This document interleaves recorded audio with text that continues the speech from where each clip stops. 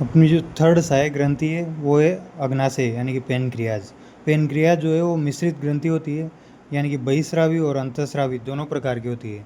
बहिस्रावी 99% बहिस्रावी का काम करती है और 1% अंतःस्रावी का काम करती है, जिसमें 1 से 2 मिलियन सेल्स पाई जाती है। बहिस्रावी के रूप में हेड और बॉडी बहिस्रावी का काम करती है और एक किन्ही की कोशिकाएं इसमें पाई जाती है जो कि अग्नाशय रस का श्रवण करती है। अंतःस्रावी केवल टेल है, वो अंतःस्रावी के रूप में काम करती है, जिसमें लैंगरेंज के द्वीप समूह पाए जाते हैं। लैंगरेंज के द्वीप समूह 3 प्रकार की कोशिकाएं पाई जाती है। अल्फा कोशिकाएं जो कि ग्लूकागोन हार्मोन का स्रावण करती है, बीटा कोशिकाएं जो कि मुख्य सेल हैं और इंसुलिन का स्रावण करती है, डेल्टा कोशिकाएं हैं जो कि सोमेटोस्टेरोन का स्रावण करती है। अग्नाशय रस है वो क्षारीय होता है और 1 लीटर प्रतिदिन इसका बनने के बनता है। एंजाइम जो अग्नाशय के एंजाइम हैं वो निष्क्रिय होते हैं और ग्रहणी में सक्रिय होते हैं। एंजाइम कौन कौन से हैं? ट्रिप्सिनोजन, प्रोकार्बोक्सीपेप्टाइडेज, लाइपेजेज जिसको एसटीएफसिन भी बोलते हैं, डाइपेप्टाइडेज, अमाइलेज, न्यूक्लिएजेज, डीएनए और आरएनएज, ये सब अग्नाशय एंजाइम्स हैं। अब अपन पढ़ेंगे पाचन की क्रियाविधि, यानी कि पाचन कहाँ कहाँ से कहाँ कहाँ का होता है। पहला होता है मुखगुहा, यहाँ से पाचन होता है।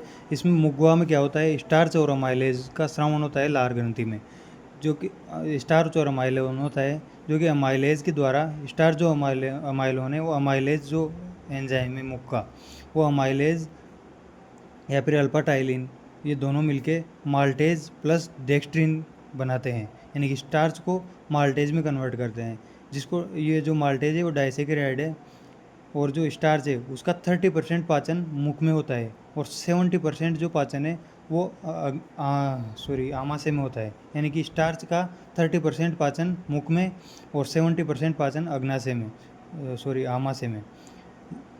इसके बाद लाइसोजाइम जो है वो सूक्ष्म जीवों को नष्ट कर देती है मुख में। इसके बाद अपना आता है सेकंड आमाशय। आमाशय में क्या होता है? आमाशय में पाचन होता है, एक तो पेप्सिनोजन जो होता है आमाशय में वो निष्क्रिय होता है, और HCl जो है वो 1.5 pH के साथ पेप्सिन में कन्वर्ट हो जाता है जो कि सक्रिय होता है। पेप्सिनोजन निष्क्रिय होता है, पेप्सिन सक्रिय हो जाता है जो कि HCl के द्वारा सक्रिय होता है। इसको एंडोपेप्टाइडेज भी बोला जाता है पेप्सिन को। इसके बाद जो प्रोटीन है, प्रोटीन को पेप्सिन की सहायता से प्रोटीएज या फिर पेप्टोन्स में बदला जाता है। प्रोटीन को पेप्सिन की सहायता से प्रोटीएज या पेप्टोन्स में बदला जाता है। इसके बाद जो प्रोरेनिन है वो HCl की सहायता से रेनिन में बदलता है, जो कि शिशुओं में पाया जाता है। इसके बाद जो ये रेनिन है ये मिल्क प्रोटीन केसिन जो होता है, जिसको कैल्शियम कैसिनेट बोला जाता है, यानी कि मिल्क प्रोटीन जो केसिन है ये रेनिन के द्वारा कैल्शियम में कन्वर्ट होता है, जो कि कर्डिंग ऑफ मिल्क कहा जाता है। ये जो प्रोसेस है इसको कर्डिंग ऑफ मिल्क कहा जाता है। इसके बाद वयस्कों में जो दूध प्रोटीन होता है उसका पाचन होता है पेप्सिन के द्वारा, यानी कि पेप्सिन वयस्कों में दूध प्रोटीन का कार्य करती है, लेकिन शिशुओं में जो दूध का केसिन का कार्य करता है वो करता है रेनिन। कुछ मात्रा में वसा का पाचन भी आमाशय में होता है, गैस्ट्रिक लाइपेजेज जिसको बोला जाता है, यानी कि प्रोटीन पेप्सिन के द्वारा पेप्टोन में बदला जाता है। प्रोटीन पेप्सिन के द्वारा पेप्टोन में बदलते हैं, जो कि आगे चलकर काइमोसिन और कार्बोक्सीपेप्टाइडेज में डाइपेप्टाइडेज यानी कि डाइपेप्टाइडेज बनता है, जो कि ग्रहणी में होता है। ये जो प्रोसेस है प्रोटीन से पेप्टोन तक की, ये तो आमाशय में होती है। इसके बाद की जो प्रोसेस है वो डाइपेप्टाइड में बदलने की वो ग्रहणी में होती है। अब और जो स्टार्च जो है वो माल्टेज में बदला जाता है आमाशय में, जो कि अमाइलोप्सिन एंजाइम के द्वारा माल्टेज में बदला जाता है, प्लस डेक्स्ट्रीन, दोनों स्टार्च को माल्टेज प्लस डेक्स्ट्रीन में बदला जाता है। और अग्नाशय 70% पाचन स्टार्च का करता है और 30% जैसा कि अपन ने ऊपर देखा था 30% मुखगुहा में होता है। इसके बाद अपन आते हैं छोटे हाथ में। छोटे हाथ में क्या होता है? पूर्ण निम्नीकरण, यानी कि जो भी निम्नीकरण होता है भोजन का वो छोटे हाथ में होता है। इसके बाद सर्वाधिक पाचन जो है वो डिओडोनम यानी कि ग्रहणी में होता है, जो कि ग्रहणी में क्या होते हैं? अग्नाशय रस होता है, पित्त रस होता है, आंतरिक रस होता है। इन तीनों को मिला के सक्कस इंटेरिकस बोला जाता है। सक्कर इंटेरिकस में क्या होता है? लीवर कोन की दरारें, पेनेस्रावी और ब्रूनर ग्रंथि, ये तीनों का जो स्राव होता है उसको सक्कस इंटेरिकस बोला जाता है। इसके बाद अग्नाशय एंजाइम का सक्रियण होता है ग्रहणी में, और ये सक्रियण किसके द्वारा होता है? एंटेरोकाइनेज यानी कि एंटेरोपेप्टाइडेज, इसके द्वारा अग्नाशय एंजाइम का सक्रियण होता है। ट्रिप्सिनोजन जो है वो अग्नाशय एंजाइम है जिसका सक्रियण होता है एंटेरोकाइनेज के द्वारा। प्रोकार्बोक्सी पेप्टाइडेज और काइमोट्रिप्सिन, ये तीनों अग्नाशय एंजाइम है, इसका सक्रियण एंटेरोकाइनेज के द्वारा। और सक्रियण होने के बाद ट्रिप्सिनोजन ट्रिप्सिन में बदलता है, ट्रिप्सिनोजन ट्रिप्सिन में बदलता है, और ये ऐसे आगे चल के प्रोकार्बोक्सी पेप्टाइडेज और काइमोट्रिप्सिन काइमोट्रिप्सिन और कार्बोक्सी पेप्टाइडेज, ये दोनों वापस पेप्टोन में हेल्प करते हैं डाइपेप्टाइड ग्रहणी में। इसके बाद जो माल्टेज बना था अपना स्टार्च से माल्टेज, जो कि आमाशय में बना था, वो जो माल्टेज है वो माल्टोस बना था, वो माल्टेज की सहायता से ग्लूकोज और ग्लूकोज में बदलता है, वो छोटी आंत में बदलता है। यानी कि और इसके बाद न्यूक्लियोटाइड और न्यूक्लियोसाइड का भी छोटी आंत में पाचन होता है। इसके बाद अपना आते हैं वसा का पाचन। वसा का पाचन जो है वो पितरस के द्वारा होता है। पितरस लेसिथिन लवण, जो पितरस का जो लेसिथिन लवण है वो वसा का पाचन करता है, वसा के छोटे अणु बना देता है। और लाइपेजेज जो कि अग्नाशय एंजाइम है, वो पितरस द्वारा सक्रिय होता है। लाइपेज जो है लाइपेजेज वो पितरस द्वारा सक्रिय होता है और उसको ट्राइग्लिसराइड में कन्वर्ट होता है। ट्राइग्लिसराइड आगे चलकर लाइपेजेज जो कि ग्रहणी में पाए जाते हैं वसीय अम्ल और ग्लिसरॉल में कन्वर्ट होते हैं। इसके बाद अपन पढ़ेंगे आहार नाल का नियमन। आहार नाल का नियमन कैसे होता है? तंत्रिका तंत्र द्वारा और हार्मोन द्वारा। तंत्रिका तंत्र लोकल और सीएनएस या पीएनएस। लोकल होते हैं लोकल प्लेक्सस होते हैं, और प्लेक्सस में पाए जाते हैं माइंटिक प्लेक्सस और मिजनर्स प्लेक्सस। माइंटिक प्लेक्सस और मिजनर्स प्लेक्सस। माइंटिक जो प्लेक्सस है वो क्रमाकुंचन को प्रेरित करते हैं, और मिजनर्स प्लेक्सस जो है ब्रूनर ग्रंथि को प्रेरित करते हैं। अब आता है नेक्स्ट सीएनएस और पीएनएस। सीएनएस और पीएनएस को परानुकंपी तंत्रिका तंत्र प्रभावित करता है, जो कि 10th वेगस नरु जो है वो तंत्रिका तंत्र का नियमन में सहायक करती है, जो कि परानुकंपी तंत्रिका तंत्र होता है। एसिटाइल कोलिन का स्रावण होता है, और आमाशय की गति व स्राव को प्रेरित कौन करता है? Acetyl choline. इसके बाद हार्मोन के द्वारा जो नियंत्रण होता है उसको पढ़ेंगे। अनुकंपी हार्मोन के द्वारा नियंत्रण होता है एक तो अनुकंपी, जो कि एड्रीनलिन करता है, जो कि एड्रीनलिन वैसे तो बढ़ाने का काम करता है हर चीज़ को, लेकिन जो आमाशय आहार नाल का नियमन है उसमें एड्रीनलिन घटाने का काम करता है, यानी कि आहार नाल की गति और स्राव को घटाता है। इसके बाद आमाशय एंजाइम जो है, आमाशय में हार्मोन पाए जाते हैं जी सेल के हार्मोन होते हैं गेस्ट्रिन, और गेस्ट्रिन जो है HCl का स्रावण करता है। और पेप्सिनोजन प्रेरित by chief cell, pepsinogen chief cell के द्वारा प्रेरित होता है, और ये जो प्रेरित है वो ऑक्जेंटिक सेल यानी कि HCl, ऑक्जेंटिक सेल, गेस्ट्रिन। इसके बाद ग्रहणी जो है, ग्रहणी के हार्मोन भी आहार नाल की नियमन करते हैं। एंटेरोगेस्ट्रिन GIP जिसको बोलते हैं, ये एंटेरोगेस्ट्रिन क्या करता है? HCl के स्रावण को संदमित करता है। गेस्ट्रिन तो HCl के स्रावण को प्रेरित करता है, और एंटेरोगेस्ट्रिन GIP यानी कि ये संदमन करता है HCl के स्रावण को। इसके बाद होता है सिक्रेटिन आमाशय से बाइकार्बोनेट का स्रावण कराता है। और कोलिसाइटोकाइनिन जिसको CCK भी बोलते हैं, ये अग्नाशय व पित्तरस का स्रावण प्रेरित करता है। एंटेरोक्राइनिन होता है वो BB ब्लड बैरियर एंजाइम का स्रावण करता है, जो कि सक्कस एंटेरिकस बोला जाता है। डियोक्राइनिन ये ब्रूनर ग्रंथि का सक्रियण करता है, और विलिक्राइनिन ये रसांकुर का सक्रियण करता है। इसके बाद अपन पढ़ेंगे अवशोषण। अवशोषण जो है लसिका में होता है और रक्त में होता है। लसिका में अवशोषण ग्लिसरॉल, वसीय अम्ल और कोलेस्टेरॉल के द्वारा होता है, यानी कि ग्लिसरॉल, वसीय अम्ल और कोलेस्टेरॉल का अवशोषण तो लसिका में होता है, और रक्त में अन्य सभी का अवशोषण रक्त में होता है। इसके बाद अवशोषण जो है वो मुख से शुरू होता है। मुख में क्या किस किस का अवशोषण होता है? ड्रग्स, यानी कि जो अपन औषधियाँ लेते हैं वो सभी मुख में अवशोषित होती है नाइट्रोग्लिसराइड के रूप में। आमाशय में अवशोषण होता है एल्कोहल का और सरल शर्करा का। छोटी आंत में अवशोषण होता है, सर्वाधिक अवशोषण छोटी आंत में होता है, जो कि जियोजेनम और इलियम। ग्रहणी में अवशोषण केवल Ap2+ और Ca2+ का होता है, और जेजुनम और इलियम में सर्वाधिक पोषकों का अवशोषण होता है। और बड़ी आंत में अवशोषण ही होता है, केवल पाचन नहीं होता। बड़ी आंत में क्या होता है? पाचन नहीं, श्लेष्मा का स्रावण होता है, अवशोषण होता है। जल, खनिज और ड्रग्स का अवशोषण बड़ी आंत में होता है, जिसको एंटेरिक कोटेड भी बोलते हैं। अब अपन बात करेंगे अपसामान्यता की, यानी कि पाचन तंत्र से संबंधित कौन कौन सी अपसामान्यताएं होती है। पहला है जॉन्डिस यानी कि पीलिया। पीलिया होता है लीवर में बिलीरुबिन वगैरह अधिक हो जाए तो उसको पीलिया हो जाता है। इसके बाद दूसरा प्रॉब्लम है वॉमिटिंग यानी कि उल्टी उल्टी वगैरह, इमेसिस भी इसको बोलते हैं। आमाशय की क्षारीयता के कारण वॉमिटिंग होती है। और वमन पुरु क्या होती है, बेचैनी, जिसको नोजिया भी बोला जाता है। डायरिया यानी कि दस्त, बड़ी आंत में पर्याप्त जल अवशोषण नहीं होने के कारण दस्त लगती है। आहार नाल का एब्डोमिनल गति इससे प्रभावित होती है। आहार नाल की एब्डोमिनल गति प्रभावित होती है, एबनॉर्मल गति सॉरी, आहार नाल की एबनॉर्मल यानी कि असामान्य गति के कारण भी दस्त होती है। इसके बाद फोर्थ है कॉन्स्टिपेशन, कब्ज। आहार नाल का इरेगुलर मूवमेंट जो है वो कॉन्स्टिपेशन कहलाता है। यानी कि कॉन्स्टिपेशन और डायरिया में क्या अंतर है, कॉन्स्टिपेशन में तो आहार नाल का इरेगुलर मूवमेंट होता है, और जो डायरिया है इसमें आहार नाल का एबनॉर्मल गति होती है। और इंडिजीनस यानी कि अपच का 3 कारण है। पर्याप्त एंजाइम श्रावण नहीं होना यानी कि अपर्याप्त एंजाइम श्रावण।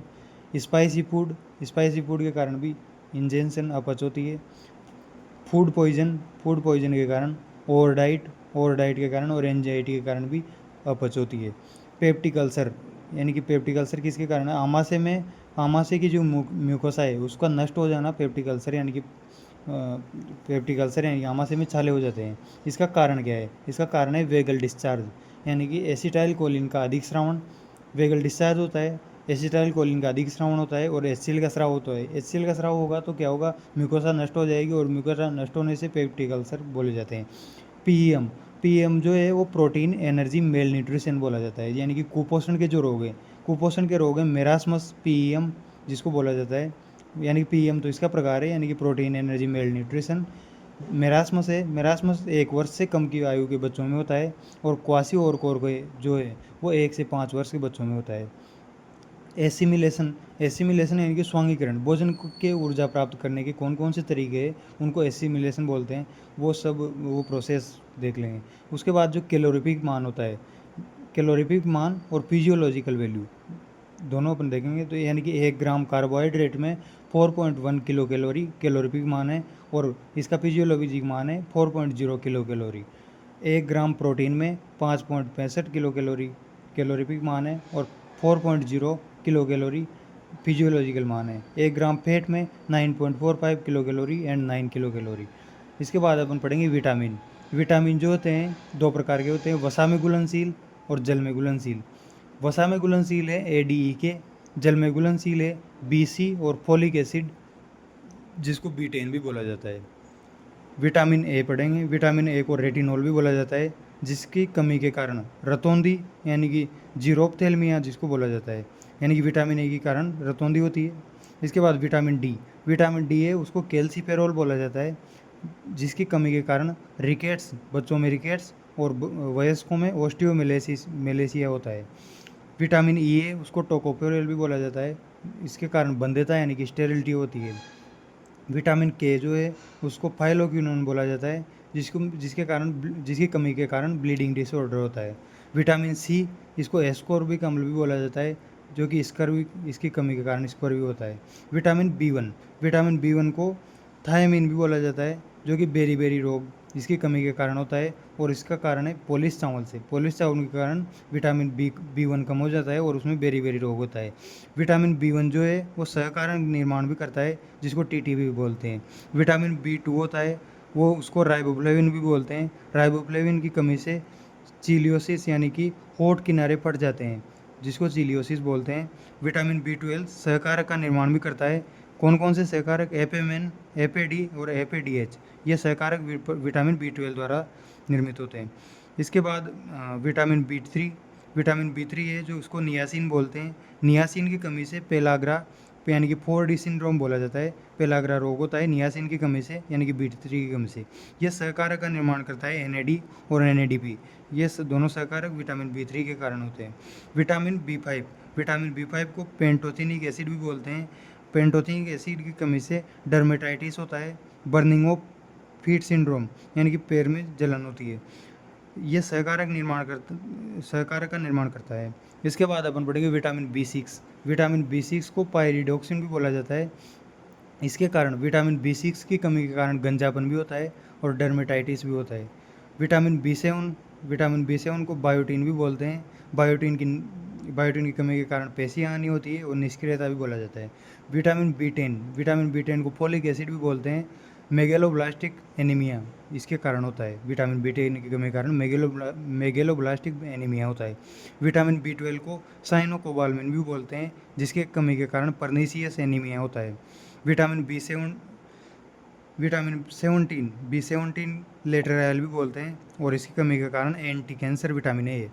विटामिन बी17 लेटरल जिसको बोलते हैं, ये है anti cancer vitamin. Next chapter है अपना रेस्पिरेटरी सिस्टम यानी कि श्वसन तंत्र।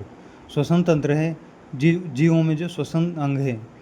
अपन शुरुआत करते हैं, यानी जीवों में श्वसन अंग किसके ऊपर डिपेंड करते हैं? आवास पे डिपेंड करते हैं। यानी कि स्थलीय जो जीव है वो लंग्स के द्वारा श्वसन करते हैं, जलीय जीव गिल्स के द्वारा श्वसन करते हैं। सेकंड जो डिपेंड करते हैं वो है शारीरिक संगठन, यानी कि पोरिफेरा जो है वो उसमें कोशिका होती है, सिलेंट्रेटा में ऊतक होते हैं, प्लेटिहेलमिन्थेस में अंग होते हैं और बाह्य सतह डिफ्यूजन द्वारा ये तीनों जो है पोरिफेरा, सिलेंट्रेटा और प्लेटिहेलमिन्थेस, ये तीनों बाह्य सतह डिफ्यूजन के द्वारा श्वसन करते हैं। और जो शारीरिक संगठन यानी कि एनिलिडा का जो शारीरिक संगठन है वो अंग तंत्र का है, जिसमें क्यूटिकल यानी कि संवहनीय त्वचा होती है, इसके द्वारा वो श्वसन करते हैं एनिलिडा। और आर्थ्रोपोडा जो है उसमें भी अंग तंत्र पाया जाता है, जिसको ट्रेकियल तंत्र बोलते हैं। स्पाइरेकल भी जिसको बोलते हैं, स्पाइरेकल या फिर ट्रेकियल तंत्र, इसके द्वारा आर्थ्रोपोडा श्वसन करता है। आर्थ्रोपोडा जो श्वसन तंत्र, आर्थ्रोपोडा के अंदर कॉकरोच में जो श्वसन होता है, यानी कि कॉकरोच में श्वसन वर्णक नहीं पाया जाता है। आर्थ्रोपोडा में कॉकरोच जो है उसमें श्वसन वर्णक नहीं होता है। श्वसन जो है उसको डिफाइन किया था जीसी कार्टर ने। जीसी कार्टर ने 3 प्रकार का श्वसन बताया: बाह्य श्वसन, आंतरिक श्वसन और कोशिकीय श्वसन। अब देखते हैं जलीय आर्थ्रोपोडा। जलीय आर्थ्रोपोडा जो है वो गिल्स के द्वारा श्वसन करते हैं, जिसमें प्रोन झींगा जो है वो महत्वपूर्ण है, जिसको क्रेस्टेशियन झींगा भी बोला जाता है। इसके बाद जो लिमुलस है, जिसको किंग क्रे भी बोलते हैं, ये बुक गिल्स के द्वारा श्वसन करता है। लिमुलस बुक गिल्स के द्वारा, और आर्किराइड्स, स्कॉर्पियन और स्पाइडर ये जो है बुक लंग्स के द्वारा श्वसन करते हैं। इसके बाद मोलस्का जो है इसमें जो वो है गिल्स के द्वारा श्वसन होता है, और इसमें मोलस्का में टीनिडिया गिल्स जो होते हैं ये दोहरा काम करते हैं, श्वसन भी करते हैं और उत्सर्जन भी करते हैं। इसके बाद फिश में क्या होता है? अस्थिल और उपास्थिल 2 प्रकार की मछलियाँ होती है। अस्थिल मछलियाँ 4 से 5 जोड़ी गिल्स होते हैं, ओपरकुलम द्वारा ढके होते हैं, और उपास्थिल मछलियों में 5 से 7 जोड़ी गिल्स होते हैं, जो कि नग्न यानी कि ढके नहीं होते हैं। एम्फीबियंस जो है वो नम त्वचा, मुख, ग्रसन गुहा एवं लंग्स के द्वारा श्वसन करते हैं। जलीय उभयचरी व टेडपोल गिल्स के द्वारा श्वसन करते हैं। सरीसृप, पक्षी और स्तनधारी ये तीनों लंग्स के द्वारा श्वसन करते हैं। पक्षियों में सहायक वायुकोश पाए जाते हैं।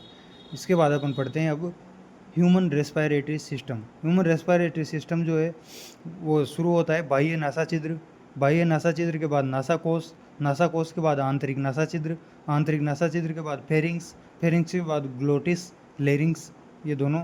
इसके बाद ट्रेकिया के बाद ब्रोंकाई होती है प्राथमिक, द्वितीय, तृतीयक।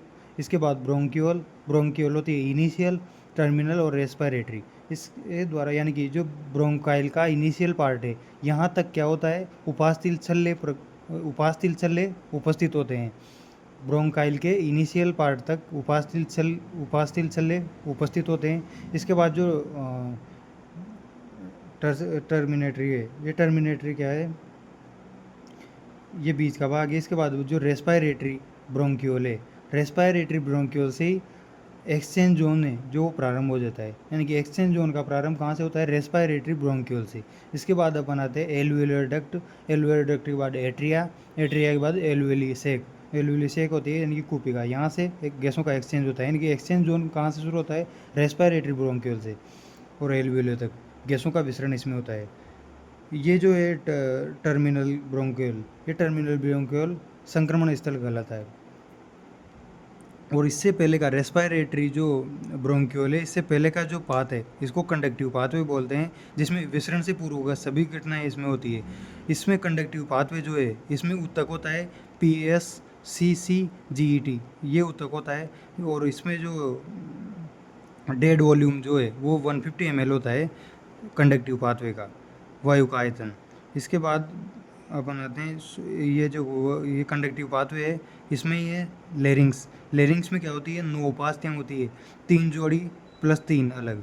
3 जोड़ी उपास्थियाँ कौन कौन सी है, एरिटेनोइड, कोनिकुलेट, क्यूनिकल फॉर्म। और 3 अलग होती है, थायरॉइड, एडम्स एपल जिसको बोलते हैं, क्रेकोइड और एपिग्लोटिस। इस प्रकार से 9 उपास्थियाँ लेरिंग्स में पाई जाती है। इसके बाद आती है श्वास नली। श्वास नली में अधर पूर्व और पृष्ठ अपूर्ण, यानी कि श्वास नली का जो अधर ऊपरी भाग है, ऊपरी भाग पूर्ण होता है और पृष्ठ भाग अपूर्ण होता है। और ये कहाँ तक होती है, फिफ्थ वक्षीय कशेरुक से फिफ्थ वक्षीय कशेरुक तक होती है श्वास नली।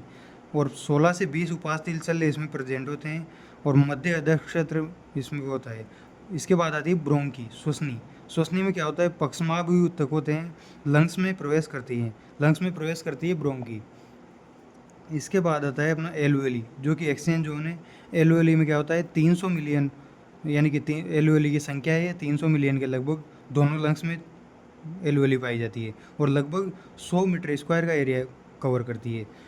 एलओएली जो है इसको मुख्य विनिमय स्थल कहा जाता है। इसमें 3 प्रकार की कोशिकाएं होती है।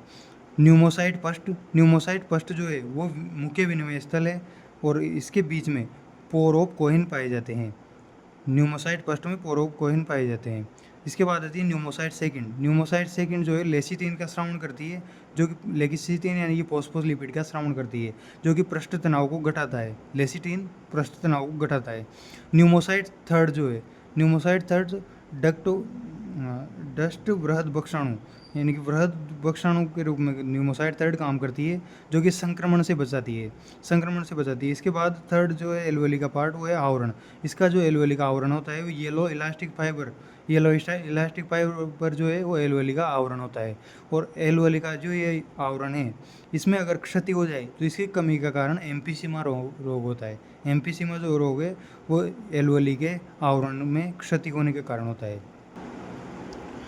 नेक्स्ट है लंग्स। लंग्स की बात करें तो लंग्स में दोहरा आवरण होता है, पेराइटल प्लूरा और विसरल प्लूरा। पेराइटल प्लूरा जो है वो वक्ष गुहा के संपर्क में होता है और विसरल प्लूरा फेफड़ों के संपर्क में होता है। लंग्स जो है 2 है, राइट लंग्स और लेफ्ट लंग। राइट लंग जो है वो 625 ग्राम का है, लेफ्ट लंग है 565 ग्राम का है। राइट लंग में 3 पिंड होते हैं और लेफ्ट लंग में 2 पिंड होते हैं। लेफ्ट वाला जो है वो कार्डियक नोच में प्रेजेंट होता है। श्वसन की क्रिया पढ़ते हैं। श्वसन की क्रिया जो है वो 5 प्रकार की होती है। Pulmonary ventilation, pulmonary ventilation, diffusion alveoli और रक्त के मध्य, ट्रांसपोर्टेशन, डिफ्यूजन और सेलुलर रेस्पायरेशन। तो फर्स्ट पढ़ते हैं पल्मोनरी वेंटिलेशन। पल्मोनरी वेंटिलेशन में क्या होता है, श्वसन सामान्य के दौरान डायफ्राम, यानी कि सामान्य श्वसन के दौरान क्या होता है, डायफ्राम और ईआईसीएम, एक्सटर्नल इंटरकोस्टल मसल, ये सामान्य श्वसन के दौरान क्रियाशील होती है। इससे पहले अपन 3 फैक्ट देख लेते हैं। 3 फैक्ट है, लंग्स का जो दाब है वो ऐच्छिक रूप से नहीं बदला जा सकता है। लंग्स का जो आयतन है वो वक्ष गुहा का आयतन लगभग समान होता है, यानी कि लंग्स का आयतन और वक्ष गुहा का आयतन प्रतिबिंबित करता है। थर्ड है, वक्ष गुहा का जो आयतन है उससे लंग्स का आयतन बदला जा सकता है। ठीक है, अब अपन प्रोसेस पढ़ते हैं, इंस्पायरेशन एंड एक्सपायरेशन। इंस्पायरेशन यानी कि अंतःश्वसन। अंतःश्वसन में क्या होता है, डायफ्राम जो है वो संकुचन करता है, डोम जो है चपटा हो जाता है, यानी कि जो डायफ्राम का आकार डोम होता है उससे वो चपटा हो जाता है, यानी कि डायफ्राम का संकुचन होता है और वक्ष गुहा का आयतन बढ़ेगा, इंट्रापल्मोनरी दाब कम होगा। ईआईसीएम का जो है वो भी संकुचन है, यानी कि डायफ्राम और ईआईसीएम दोनों संकुचित होंगे। इससे क्या होगा, वक्ष गुहा का आयतन बढ़ेगा, इंट्रापल्मोनरी दाब कम होगा। ईआईसीएम उरोस्थी पसलियाँ बाहर व ऊपर की ओर गति करेगी, उरोस्थी पसलियाँ बाहर और ऊपर की गति करेगी, इसलिए वक्ष गुहा का आयतन बढ़ेगा। और ये इंस्पायरेशन है, ये सक्रिय प्रक्रिया है, यानी कि इसमें एनर्जी वेस्ट होती है। इसके बाद एक्सपायरेशन। एक्सपायरेशन में क्या होता है, अनुशीतलन होता है, यानी कि जो चपटा होता है डायफ्राम वो वापस डोम आकार में आ जाता है। इससे क्या होता है, आयतन कम होगा और दाब बढ़ेगा। और जो ईआईसीएम है, इसमें इंस्पायरेशन में तो संकुचन हुआ था और एक्सपायरेशन में वापस अनुशीतलन हो जाएगा, यानी कि दोनों का अनुशीतलन हो जाएगा, सामान्य स्थिति में आ जाएंगे ईआईसीएम, इसके कारण आयतन कम होगा और दाब बढ़ेगा। सक्रिय प्रक्रिया थी इंस्पायरेशन, और ये जो एक्सपायरेशन है निष्क्रिय प्रक्रिया है। अब इसमें होती है सहायक पेशियाँ। सहायक पेशियाँ कौन कौन सी है? उदरीय पेशियाँ, दोनों हेतु, तो यानी दोनों में सहायक पेशियाँ हैं, उदरीय पेशियाँ। इसके बाद आते हैं पल्मोनरी कैपेसिटी एंड वॉल्यूम, जो अपनी फुफ्फुसीय क्षमता है वो कितनी है। इसको पल्मोनरी कैपेसिटी को मापन करने के लिए होता है इस स्पायरोमीटर या फिर रेस्पायरोमीटर। ये किस किस का मापन करता है? टीवी, आईआरवी, ईआरवी का मापन करता है, लेकिन आरवी का मापन नहीं करता है। गर्भस्थ शिशु की मृत्यु ज्ञात करने में आरवी काम आता है। सामान्य श्वसन दर 12 से 16 प्रति मिनट होती है, शिशु में 44 प्रति मिनट होती है। अब अपन पढ़ते हैं फर्स्ट यानी कि tidal value, tidal volume. Tidal volume द्वारा ये जो आयतन है ये सामान्य श्वसन में लिया गया या निकाला गया वायु का आयतन है। टाइडल वॉल्यूम होता है 500 ml पर श्वसन, 500 ml पर श्वसन होता है टाइडल वॉल्यूम। इसके बाद इंस्पायरेटरी रिजर्व जो वॉल्यूम है वो होता है 2500 से 3000 ml। एक्सपायरेटरी रिजर्व वॉल्यूम होता है 1000 से 1100 ml। रिजर्व वॉल्यूम होता है 1100 से 1200 ml। यानी कि इनका जो अगर क्रम जमाएं तो सबसे ज़्यादा होता है इंस्पायरेटरी रिजर्व वॉल्यूम, फिर रिजर्व वॉल्यूम, फिर एक्सपायरेटरी रिजर्व वॉल्यूम, फिर टीवी, यानी कि आईआरवी, आरवी, ईआरवी, टीवी। इसके बाद अपन पढ़ते हैं आयतन के संयुग्मन, यानी कि इनकी क्षमता देखते हैं संयुग्मन। IC inspiratory capacity. Inspiratory capacity क्या होती है? आईआरवी प्लस टीवी, टीवी में आईआरवी जोड़ देंगे तो इंस्पायरेटरी कैपेसिटी बन जाएगी। इसके बाद एक्सपायरेटरी कैपेसिटी, एक्सपायरेटरी कैपेसिटी यानी कि टीवी में ईआरवी जोड़ देंगे तो एक्सपायरेटरी कैपेसिटी बन जाएगी, जो कि 1500 से 1600 ml होती है। एफआरसी, एफआरसी होती है बाह्य श्वसन के पश्चात जो बची हुई वायु है। एफआरसी को बोलते हैं फंक्शनल रेजिडुअल कैपेसिटी। ये होती है ईआरवी प्लस आरवी दोनों मिलके फंक्शनल रेजिडुअल कैपेसिटी, जो कि बाह्य श्वसन के पश्चात जो बची हुई है उसको बोलते हैं। तो बाह्य श्वसन के बाद कौन सी बचेगी? ईआरवी और आरवी। अब आती है वाइटल कैपेसिटी। वाइटल कैपेसिटी में क्या आता है? आईआरवी, ईआरवी और टीवी, तीनों वाइटल कैपेसिटी बोला जाता है, यानी कि आईआरवी, ईआरवी और टीवी जिससे जो कि सक्रिय होते हैं। इसके बाद होता है TLC, total lung capacity. Total lung capacity क्या होती है? वाइटल कैपेसिटी में आरवी जोड़ देंगे तो टोटल लंग कैपेसिटी हो जाएगी। नेक्स्ट है अपना डिफ्यूजन ऑफ गैसेज। गैसेज का जो डिफ्यूजन होता है उनको पढ़ेंगे। सिंपल डिफ्यूजन होता है और इसकी डिपेंडेंसी किस पे होती है? सांद्रता प्रवणता पहला कारक, यानी कि डिफ्यूजन ऑफ गैसेज किस पे निर्भर करता है? सांद्रता प्रवणता, कंसंट्रेशन ग्रेडियंट, दाब प्रवणता, गैसों की घुलनशीलता और विसरण सतह की मोटाई। 4 फैक्टर पर डिपेंड करता है डिफ्यूजन ऑफ गैसेज। सांद्रता प्रवणता, दाब प्रवणता, गैसों की घुलनशीलता और विसरण सतह की मोटाई। सांद्रता प्रवणता में कैसे करता है? जैसे ये एल वैल्यू होगी, एल वैल्यू में क्या है? जो आने वाला ऑक्सीजन है, ऑक्सीजन होता है 19.6% ऑक्सीजन इसमें प्रवेश करता है और 0.4% CO2 एल वैल्यू में प्रवेश करता है। इसके बाद क्या होता है? 4 से 5% O2 रक्त में विसरित हो जाता है, रक्त में और 3 से 4% CO2 कुपिका में विसरित हो जाती है। तो वापस जो वायु जाएगी उसमें क्या होता है? 3.5% CO2 होता है और 15.7% O2 होता है। सेकंड जो है डिपेंडेंसी वो है दाब प्रवणता, यानी कि PO2 और PCO2 देखेंगे अपन वायुमंडल में। वायुमंडल में PO2 होता है 159 mm/Hg और वायुमंडल में CO2 होता है, यानी कि दाब CO2 का दाब होता है 0.3 mm/Hg। इसके बाद एलओएली में जो है वो 159 से 104 एलओएली में आके ऑक्सीजन का दाब है वो 104 हो जाता है और कार्बन डाइऑक्साइड का 40। प्योर जो ब्लड है उसमें ऑक्सीजन 95 और CO2 40।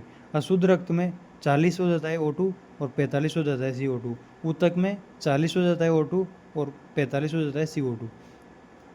यानी कि जो एक्सचेंज का सिस्टम है इसमें थर्ड फैक्टर है डिफ्यूजन को प्रभावित करने में, गैसों की घुलनशीलता, यानी कि कौन सी गैस किस में घुलनशील है। CO2 सबसे ज़्यादा घुलनशील है, O2 उससे कम है और N2 उससे कम है। इसके बाद विसरण सतह की मोटाई, इस पर भी डिपेंड करती है डिफ्यूजन। विसरण सतह की मोटाई करती है, यानी कि 0.2 mm होती है, लगभग 1 mm से कम होनी चाहिए, जो कि 0.2 mm होती है। ये 0.2 mm में विसरण सतह कौन सी होती है? O2 उपकला उत्तल, यानी कि ये जो ट्रांसफ़र होगा वो किस किस में उपकला उत्तल होता है? एपिथीलिया, आधारी परत, बेसमेंट मेम्ब्रेन और एंडोथीलिया, ये होती है इसकी मोटाई। इसके बाद आता है अपना फर्स्ट हो गया पल्मोनरी रेस्पिरेशन, सेकंड हो गया डिफ्यूजन, थर्ड हो गया ट्रांसपोर्टेशन। अब इसका ऑक्सीजन का ट्रांसपोर्टेशन, ऑक्सीजन और कार्बन डाइऑक्साइड का, यानी कि ऑक्सीजन का ट्रांसपोर्टेशन देखेंगे। ऑक्सीजन का ट्रांसपोर्टेशन है आरबीसी हीमोग्लोबिन के साथ, और फिजिकल तो प्लाज्मा में गुलित रूप में होता है, 3% ही होता है ये तो, और आरबीसी हीमोग्लोबिन के साथ ये 97% होता है, जिसको ऑक्सी हीमोग्लोबिन HbO2 के रूप में होता है। ऑक्सी हीमोग्लोबिन में श्वसन वर्णक होता है Ap2+ लोह युक्त होता है, श्वसन वर्णक लोह युक्त Ap2+ वर्णक युक्त होता है, जो कि ऑक्सी हीमोग्लोबिन लाल रंग का होता है। Haemoglobin haem plus globin, haem जो है वो Ap2+ प्लस पोरफायरिन से बना होता है, और ग्लोबिन में 4 प्रोटीन होते हैं, 2 अल्फा डैश बीटा डैश। एक हीमोग्लोबिन में 4 हीम होते हैं, 4 O2 अणु को ले जाता है, यानी कि हीमोग्लोबिन प्लस O2 जो है HbO2 बनाते हैं। ऑक्सीजनीकरण इसको बोला जाता है, नॉट ऑक्सीडेशन, इसको ऑक्सीडेशन नहीं बोलेंगे। हीमोग्लोबिन जो O2 जो है हीमोग्लोबिन के साथ जुड़ेगा, इसको ऑक्सीजनीकरण बोलेंगे, न कि ऑक्सीडेशन। ये होता है आकर्षण बंध के द्वारा जुड़ते हैं। अब फैक्ट है कि 100 ml जो रखते हैं उसमें 5 ml O2 ऊतक में विसरित करता है।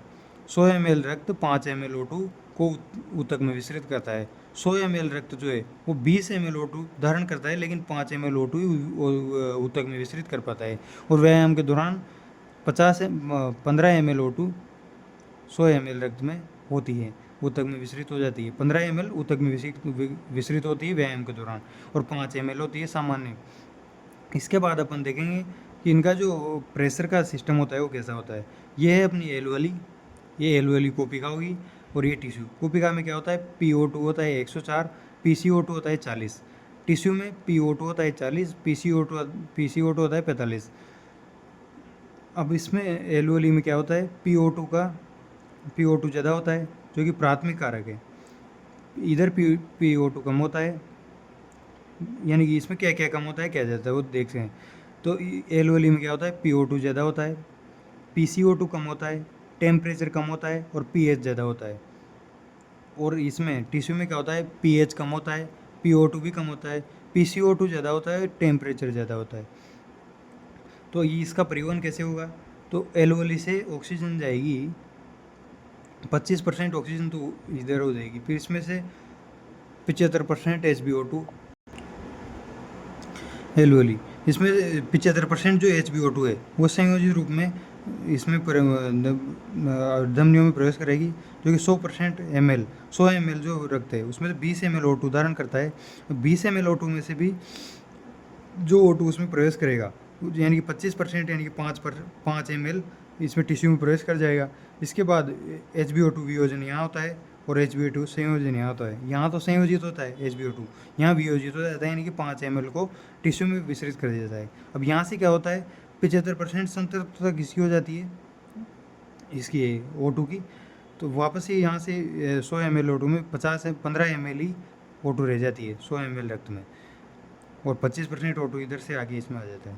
इस तरह से ये सिस्टम होता है। इसके बाद देखेंगे अपन O2 का डिसोसिएशन कर्व। ये O2 का जो डिसोसिएशन कर्व होता है वो कुछ इस प्रकार का होता है, इसको बोला जाए सिग्मोइड कर्व होता है। O2 का डिसोसिएशन जो कर्व होता है वो सिग्मोइड होता है। इसमें तो अपन देखते हैं कि जो एलुअली जो है, एलुअली में O2 का PO2 इधर है, और HB की हीमोग्लोबिन की संतृप्तता है, यानी कि PO2 बढ़ाएंगे तो संतृप्तता भी बढ़ेगी। तो ये किस प्रकार से बढ़ती है, एलुअली जो है उसमें एलुअली में ये ग्राफ ऊपर रहता है, और जो ऊतक है इसमें नीचे रहता है, यानी कि ऊतक में जो डिफ्यूजन है वो इन दोनों का जो डिफरेंस है उसके बराबर होता है। यानी कि यहाँ क्या होगा, ऊतक में 75% होता है, यानी कि pH PO2 तो कम होता है ऊतक में, और PCO2 और टेम्परेचर ज़्यादा होता है। और जो ये जो शिफ्ट है, यानी कि जो एलुअली से ऊतक में आने के बाद जो ये शिफ्ट हुई इसका कर्व में, इस शिफ्ट को क्या बोल देते हैं, बोर प्रभाव बोलते हैं। यानी कि O2 डिसोसिएशन कर्व में जो शिफ्ट है, राइट शिफ्ट, इसको बोर प्रभाव बोला जाता है। बोर प्रभाव में क्या होता है, BPG या DPG बढ़ जाता है, यानी कि बाइफॉस्फोग्लिसरेट की मात्रा बढ़ जाती है। और जो ये एक और कर्व है, ये है मायोग्लोबिन का।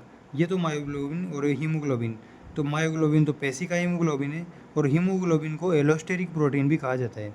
हीमोग्लोबिन को एलोस्टेरिक प्रोटीन भी कहा जाता है। इसके बाद अब ये तो अपने पढ़ा O2 का परिवहन। अब पढ़ते हैं अपन CO2 का परिवहन। CO2 के परिवहन में क्या होता है, 3 प्रकार से होता है। फिजिकल यानी कि प्लाज्मा के द्वारा 5 से 7%। हीमोग्लोबिन के साथ भी होता है कार्ब अमीनो हीमोग्लोबिन के रूप में, कार्ब अमीनो हीमोग्लोबिन के रूप में CO2 का परिवहन, ये जो कि 23% के लगभग होता है। और 70% जो परिवहन है वो कार्बोनेट के रूप में होता है। तो अपन पढ़ते हैं, और इसके लिए जो क्या बोलते हैं कार्बोनेट वाला, ये हीमोग्लोबिन के साथ जो CO2 का परिवहन होगा उसको अपन अब डिटेल से पढ़ रहे हैं। तो हीमोग्लोबिन के साथ जो CO2 का परिवहन है उसमें एंजाइम कौन कौन से चाहिए। आवश्यक एंजाइम है कार्बोनिक एनहाइड्रेज, जो कि RBC में पाया जाता है और प्लाज्मा में कम मात्रा में पाया जाता है। यानी मुख्य रूप से RBC में कार्बोनिक एनहाइड्रेज होना चाहिए। और कार्बोमिनो हीमोग्लोबिन यानी कि इसकी बीटा चेन जो है उसके द्वारा इसका परिवहन होता है। कार्बोमिनो हीमोग्लोबिन क्या होता है, HB NHCOOH, यानी कि NH2 और CO2 मिलके NHCOOH के रूप में परिवहन होता है। और CO2 जो है ग्लोबिन के साथ होता है और O2 हीम के साथ होता है। CO2 ग्लोबिन के साथ और O2 हीम के साथ होता है परिवहित। अब अपन पढ़ेंगे बाइकार्बोनेट के रूप में CO2 का परिवहन। तो बाइकार्बोनेट के रूप में क्या होता है, 2 प्रोसेस होती है। एक तो क्लोराइड शिफ्ट होती है, क्लोराइड विस्थापन होता है जिसको हमबर्गर शिफ्ट भी बोला जाता है। क्लोराइड का विस्थापन होता है जिसको हमबर्गर शिफ्ट भी बोलते हैं। और HBO2 प्रबल अम्ल सामान्य व्यवहार, जिससे हेल्डेन प्रभाव, यानी कि HBO2 जो है प्रबल अम्ल समान व्यवहार करता है जिससे CO2 का वियोजन होता है, जिसको हेल्डेन प्रभाव बोलते हैं। यानी कि एक तो हमबर्गर शिफ्ट यानी कि Cl2 का विस्थापन, और एक होता है हेल्डेन प्रभाव। हेल्डेन प्रभाव में क्या होता है, HBO2 प्रबल अम्ल समान व्यवहार करता है जिससे CO2 का वियोजन होता है। और ये जो प्रोसेस है यहाँ देखते हैं। अब ये जो है अपनी RBC है, ये RBC है, ये RBC है। RBC में क्या होता है, ये जो कहते हैं कार्ब अमीनो हीमोग्लोबिन यानी कि HHB NHCOH जो है ये बनता है HHB प्लस CO2 से।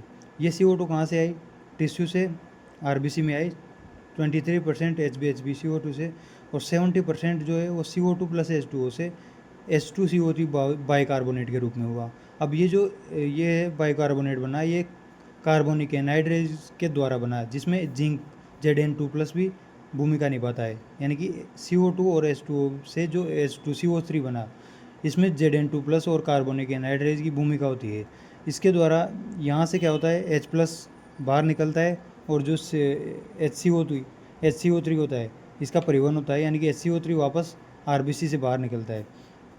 ये जो H+ है HHB में मिलके आगे ही प्रोसेस करता है। और जो Cl- बचा, ये Cl- बचा नहीं है, सॉरी, ये Cl- बाहर से प्लाज्मा से RBC के अंदर प्रवेश करेगा, और इसी को क्या वो बोलते हैं, हमबर्गर शिफ्ट बोलते हैं। यानी कि जो क्लोराइड है ये प्लाज्मा से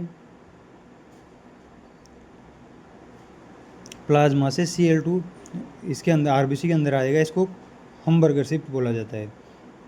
अब जो ये बाइकार्बोनेट प्लाज्मा में आ गया, प्लाज्मा से क्या होता है, Na+ NaHCO3 सोडियम बाइकार्बोनेट के रूप में वापस एल में जाएगा, और इस तरह से इसका परिवहन होता है। अब अपन पढ़ेंगे श्वसन का नियमन, यानी कि इसका नियमन किसके द्वारा होता है, 2 प्रकार से होता है, तंत्रिकीय रूप से और रासायनिक रूप से। तंत्रिकीय रूप जो होता है उसमें मेडुला और पोन्स से होता है। मेडुला विशेष रूप से श्वसन का नियमन करता है, इसमें RRC होता है, रेस्पायरेटरी रिदमिक सेंटर होता है। इसमें अंतः एवं बाह्य श्वसन का नियमन होता है, यानी कि अंतः और बाह्य श्वसन का नियमन RRC करता है, मेडुला करता है RRC, जो इसमें पाए जाते हैं। सेकेंड है तंत्रिकीय पोन्स के द्वारा। पोन्स में क्या होता है, न्यूमोटैक्सिक श्वास प्रभावी कोशिकाएं होती है, न्यूमोटैक्सिक, जो कि अंतः श्वसन के अंतराल को कम कर देती है। इसके बाद सेकेंड है रासायनिक रूप से। रासायनिक को केमोसेंसिटिव भी बोलते हैं। केमोसेंसिटिव में क्या होता है, मेडुला में RRC के समीप होता है, मेडुला में RRC के समीप केमोसेंसिटिव रासायनिक होते हैं। अब रसोग्राही कौन कौन से होते हैं, महाधमनी व कैरोटिड धमनी की दीवार पर रसोग्राही पाए जाते हैं। ये दोनों केंद्र CO2 की सांद्रता हेतु संवेदनशील होते हैं। यानी कि कौन कौन से, एक तो कीमोसेंसिटिव मेडुला में RRC के समीप, और एक रसोग्राही केंद्र, ये दोनों CO2 की सांद्रता हेतु संवेदनशील तो होते हैं और O2 की सांद्रता के लिए संवेदनशील नहीं होते हैं। इसके बाद अपन देखेंगे अपसामान्यता, यानी श्वसन के कारण कौन कौन सी अपसामान्यताएं होती है। COPD इसको बोलते हैं क्रोनिक ऑब्स्ट्रक्टिव पल्मोनरी डिजीज, इसमें कौन कौन से रोग आते हैं? अस्थमा। अस्थमा में क्या होता है? एलर्जी रोग है, नॉट 100% अस्थमा जो है एलर्जी के द्वारा होता है, 100% रोग नहीं है। इसमें क्या होता है? ब्रोंकियोल में इन्फ्लेशन शोथ होता है, यानी कि ब्रोंकियोडायलेटर होता है। एड्रेनलिन नॉर एड्रेनलिन इसका उपचार है ब्रोंक्योडाइलेशन। पूर्ण उपचार संभव नहीं है, अस्थमा का पूर्ण उपचार संभव नहीं है, लेकिन ब्रोंक्योडाइलेटर से इसको कम कर सकते हैं। सेकेंड है ब्रोंकाइटिस। ब्रोंकाइटिस में क्या होता है? श्वसनी में प्रतिदाह होता है, यानी कि जलन होती है। अत्यधिक श्लेष्मा का श्रावण इससे होता है, यानी कि प्रतिदाह होगा तो श्लेष्मा का श्रावण होगा। इसके बाद है एम्फीसीमा। एम्फीसीमा में क्या होता है? एल्वेओली की इलास्टिसिटी घट जाती है। इसको क्रोनिक यानी कि चिरकालिक बीमारी है। सिगरेट पीने वालों में एम्फीसीमा ज़्यादा होता है। कोराइजा जो बीमारी है वो म्यूकोसा में प्रतिदाह है। इसका कारण है वायरस, जुकाम और फ्लू। क्लोराइजा म्यूकोसा में प्रतिदाह। इसके बाद SARS कोरोना वायरस के कारण लंग्स में तरल होता है। इसके बाद आता है सेकेंड टाइप की जो असामान्यता है, वो OLD या ORD, व्यावसायिक यानी कि ऑक्यूपेशनल लंग डिजीज, व्यावसायिक बीमारियाँ। ये व्यावसायिक कौन कौन सी होती है? Asbestosis, silicosis. सिलिकोसिस में कौन सी होती है? फाइब्रोसिस, रेशमियता हो जाती है, यानी कि मास्क का उपयोग इसकी रोकथाम का एकमात्र उपाय है। इसके बाद कुछ फैक्ट है। CO2 की हीमोग्लोबिन के साथ O2 की तुलना में अधिक CO की नहीं, CO की HB के साथ O2 की तुलना में अधिक बंधन क्षमता होती है। HB+O3 या नाइट्रेट ऑक्सीडाइजिंग है HB, जो कि AP2+ से AP3+ बनाएगा। मीथोहीमोग्लोबिन जिसको बोलते हैं, O2 परिवहन में कमी हो जाती है। इसके बाद अगला रोग है एल्टीट्यूड सिकनेस, तुंगता रोग। वायु दाब के कारण होता है, यानी कि O2 के आंशिक दाब में कमी हो जाती है। इसको एडाप्टिव अनुकूलन, इसके लिए एडाप्टेशन क्या क्या है? वो है RBC का निर्माण बढ़ जाता है, यानी कि तुंगता रोग एल्टीट्यूड सिकनेस में RBC का निर्माण बढ़ जाता है। किडनी में इरिथ्रोपोइनिन हार्मोन स्राव के कारण RBC का निर्माण बढ़ जाता है। श्वसन दर तीव्र हो जाती है। हीमोग्लोबिन की O2 से बंधता घट जाती है। हीमोग्लोबिन की O2 से बंधता घट जाती है, बढ़ेगी नहीं, घट जाएगी। इसके बाद कुछ फैक्ट है, जैसे यूपनोइया का क्या बोलते हैं? सामान्य श्वसन दर को यूपनोइया बोलते हैं। ब्रेडिप्नोइया किसको बोलते हैं? श्वसन दर में कमी हो जाती है, उसको ब्रेडिप्नोइया बोलते हैं। टेकिप्नोइया किसको बोलते हैं? श्वसन दर में अधिक हो जाता है तो टेकिप्नोइया। हाइपोकेपनिया यानी कि रक्त में O2 की कमी। हाइपरकेपनिया यानी कि रक्त में O2 की अधिकता। एनोक्सिया यानी कि वायुमंडल के कारण रक्त में O2 एब्सेंट। एस्फेक्सिया यानी कि चोकिंग, सफोकेशन, ऊतक में O2 की कमी। डिस्पोनिया यानी कि श्वसन के दौरान पेन। हाइपोक्सिया यानी कि रक्त में O2 की कमी।